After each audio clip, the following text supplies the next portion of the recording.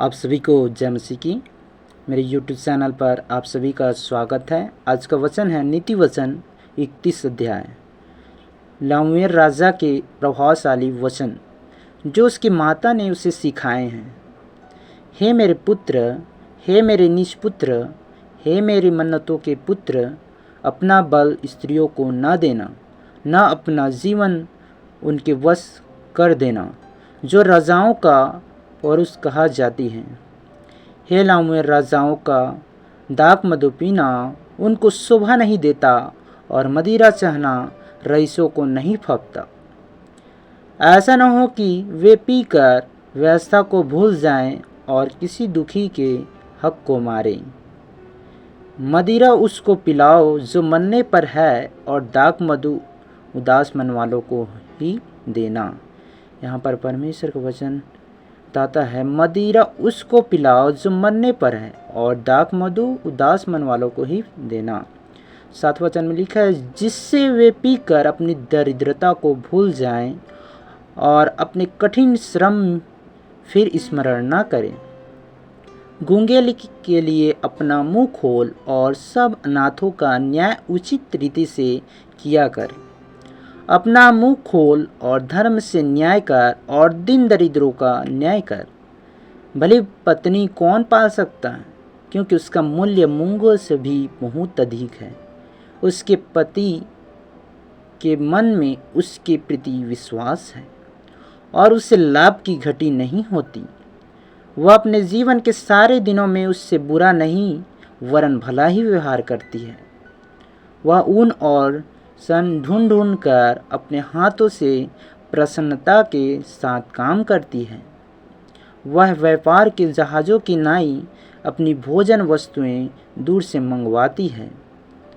वह रात ही को उठ बैठती है और अपने घराने को भोजन खिलाती है, और अपनी उंगलियों को अलग अलग काम देती है।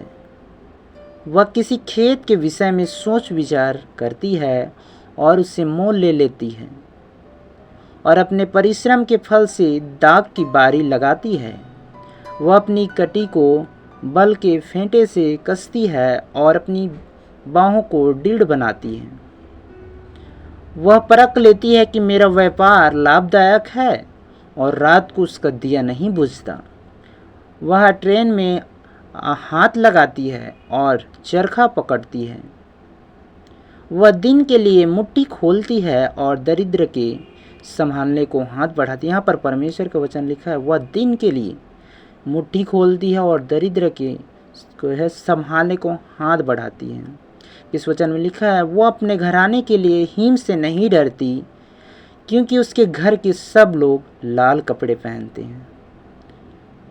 वह तकिए बना लेती है, उसके वस्त्र सूक्ष्मजन और बैजनी रंग के होते हैं।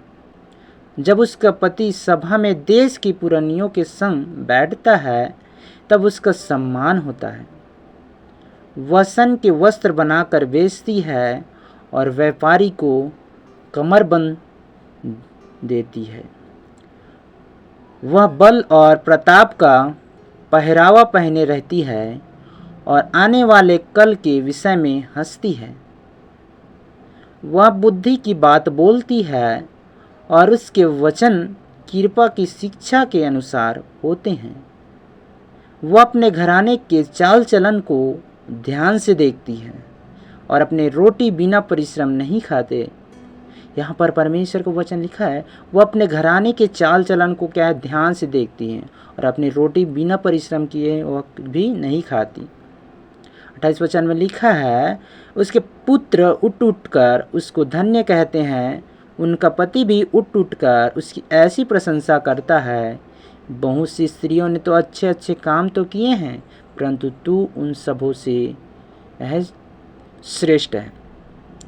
यहाँ पर परमेश्वर का वचन लिखा है 30 वचन में, शोभा तो झूठी है और सुंदरता व्यर्थ है, परंतु जो स्त्री यहोवा का भय मानती है उसकी प्रशंसा की जाएगी। यहाँ पर परमेश्वर का वचन कहता है, शोभा तो झूठी है और सुंदरता व्यर्थ है, परंतु जो स्त्री यहोवा का भय मानती है, उस अनुसार चलती है, परमेश्वर जो आज्ञा दिया रहता है उस पर चलती है, तो उसकी क्या की जाएगी, प्रशंसा की जाएगी। लास्ट वचन में लिखा है, उसके हाथों के परिश्रम का फल उसे दो और उसके कार्यों से सभा में उसकी प्रशंसा होगी। सो इस वचन के पढ़े जाने से प्रभु आप सभी को आशीष दें। आमेन। God bless you.